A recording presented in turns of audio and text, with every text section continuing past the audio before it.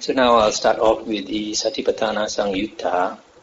The first sutta in the Satipatthana Samyutta is called Ambapali. Thus have I heard. On one occasion, the Blessed One was dwelling at Vesali in Ambapali's grove. There the Blessed One addressed the monks thus, Monks, Venerable Sir or Bhadante, the monks replied. The Blessed One said this. Before I go into that, I'll just go into this footnote. In the Venerable Bhikkhu Bodhi's translation of this Samyutta Nikaya, he has this footnote. What follows here is the Udesa, condensed statement of the Satipatthana Sutta, without the Nidesa, elaboration. So actually this part that you're going to hear is actually part of the Satipatthana Sutta, just the first part, without the elaboration of the objects. Sorry, before I go into this sutta, first I must tell you what is Sati and Satipatthana. The definition of Sati is given in about 9 suttas throughout the Nikayas. For example, Anguttara Nikaya 5.14 and Majjhima Nikaya 53. The meaning of Sati is given as he remembers and calls to mind what was said and done a long time ago. So from here you see that Sati has a lot to do with remembering. Remembers and calls to mind what was said and done a long time ago. The quality of remembering. Now why is it we need to remember? Later you will find that the Buddha says when you practice Sati or Satipatthana, you have to remember to put your mind on 4 objects, namely the body, feelings, mind and Dhamma. And the Buddha said not to put your mind to the 5, out through the 5 senses, like seeing, hearing, smelling, tasting and touch. And the Buddha calls that the Mara's domain. You can get caught by Mara when you start to enjoy sights and sounds and smells and tastes and touch. That's why the Buddha said that we should always remember to call to mind the 4 objects of Sati. So that is why Sati has to do with remembering. Always to remember, to put your attention more on these 4 objects of Sati whenever you can, because you cannot all the time put your attention on these 4 objects. Why? Because sometimes when you are walking on the road, if you are not looking around, you might fall into a drain, knock into a lamppost. So you also need to put some attention out to the 5 senses. But the Buddha said not to grasp at these 5 sense objects, because otherwise you can get caught by Mara or Satan. So now, Satipatthana is something else. Sati, actually, right Sati is the 7th factor of the Noble Eightfold Path, right? So Satipatthana is slightly different. And to understand what is Satipatthana, here the footnote by Venerable Bhikkhu Bodhi, he says, the commentaries offer 2 derivations of Satipatthana, one from Sati and Upatthana, meaning the establishment of mindfulness. The other is from Sati and Patthana, the foundation of mindfulness. The former, establishment of mindfulness, emphasizes the act of setting up mindfulness. The latter, the foundation of mindfulness, the objects to which mindfulness is applied. The commentaries lean towards the derivation from Sati plus Patthana, but the former is certainly more original and is supported by the Sanskrit word. So here, Venerable Bhikkhu Bodhi is saying Satipatthana means the establishment of mindfulness, where some people translate it as the foundation of mindfulness. But these 2 also, you don't understand very much about Satipatthana. You know that sati has to do with remembering. Actually, the word sati, a good translation would be recollection. Most monks use mindfulness. If you use mindfulness, it is also okay as long as you remember. It is mindfulness directed to specific objects, not general mindfulness. General mindfulness means whatever comes to you, you see, whatever sound comes, you hear. That is not sati. Sati is specific mindfulness directed to the four objects of sati. That is why the quality of remembering is important. You have to remember to put your attention on these four objects of sati whenever you can.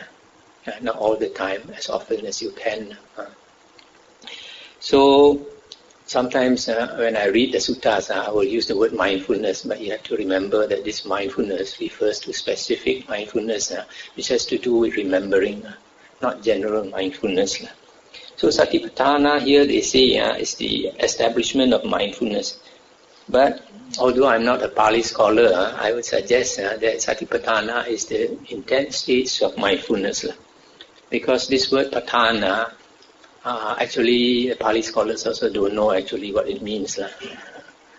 So, like for example in the Abhidhamma, the Patthana book, they also don't know how to actually translate it. So, this word Satipatthana, if you look at my booklet, Mindfulness, Recollection and Concentration, I say that the word patthana could possibly come from pa and thana.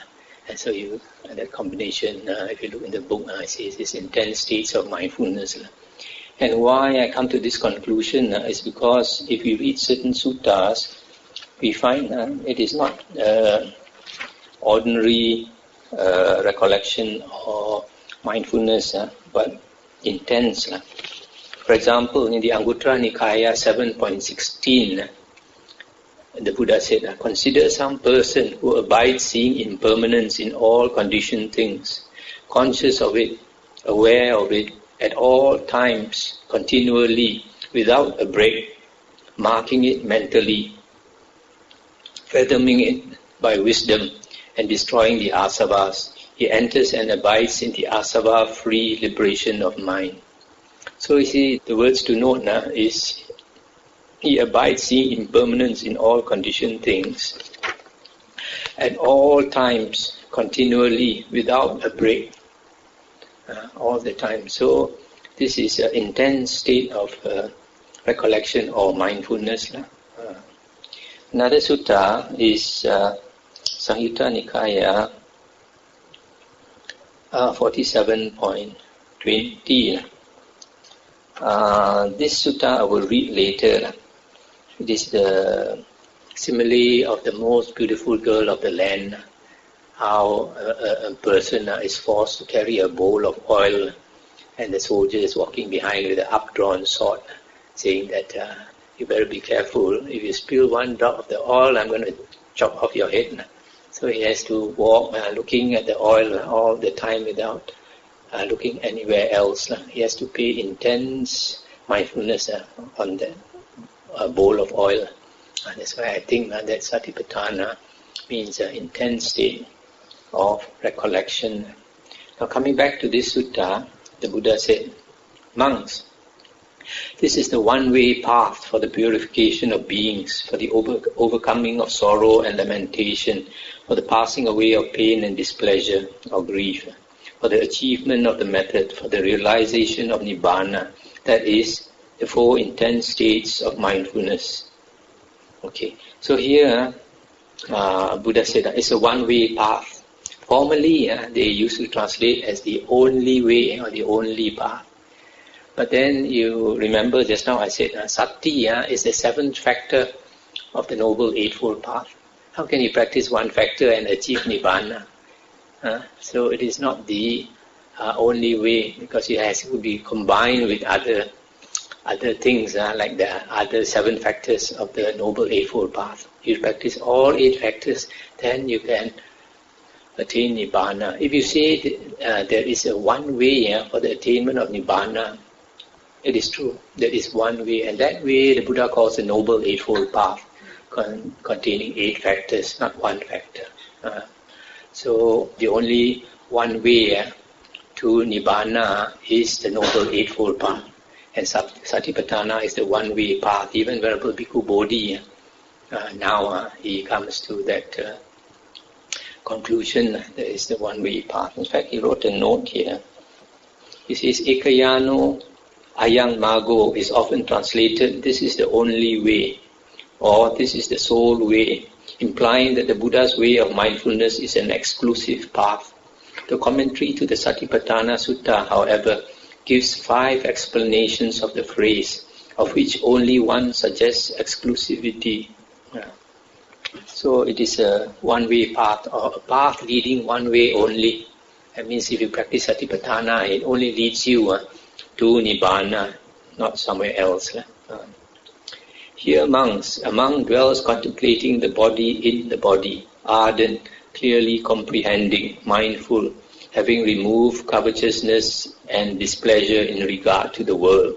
He dwells contemplating feelings in feelings, ardent, clearly comprehending, mindful, having removed covetousness and displeasure in regard to the world.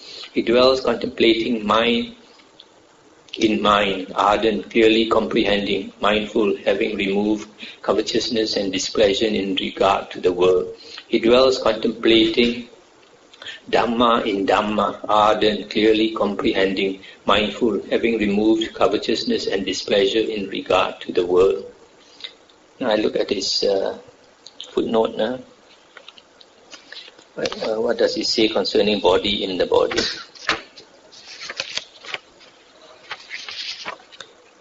The repetitive phrase, contemplating the body in the body, kaye kayanupasi, serves to determine the object, that is the body, by isolating it from other things such as feeling, mind, etc., and to show that one contemplates only the body as such, not as permanent, pleasurable, a self, or beautiful.